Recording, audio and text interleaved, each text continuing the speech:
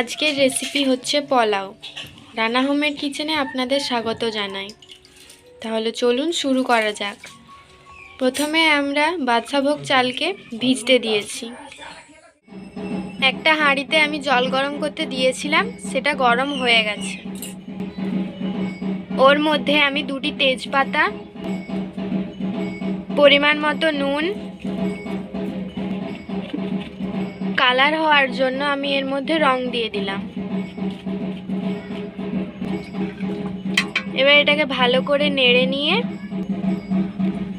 10 minute যে আমি চালটাকে ভিজিয়ে রেখেছিলাম, এবার ওর মধ্যে আমি এটা দিয়ে দিচ্ছি।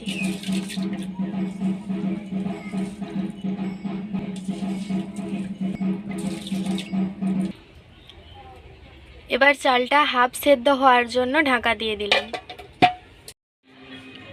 এবার আমি একটি ভাজা মশলা তৈরি করে নেব। তার জন্য আমি এখানে নিয়েছি ডালচিনি, জায়ফল, জয়িত্রী, এলাচ, লবঙ্গ। এবার আমি এগুলোকে ভালো করে ভেজে নেব।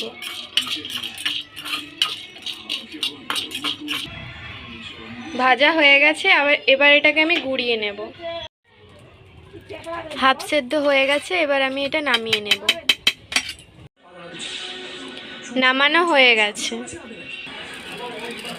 এর মধ্যে আমি স্বাদ মতো চিনি দিয়ে দিচ্ছি, কাজু কিশমিশ দিয়ে দিচ্ছি, এর মধ্যে আমি ঘি দিয়ে দিচ্ছি, গুঁড়িয়ে রাখা ভাজা মশলাটা দিয়ে দিচ্ছি,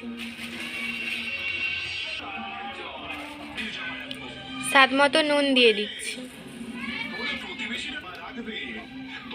এবার এটাকে ভালো করে মাখিয়ে নিতে হবে।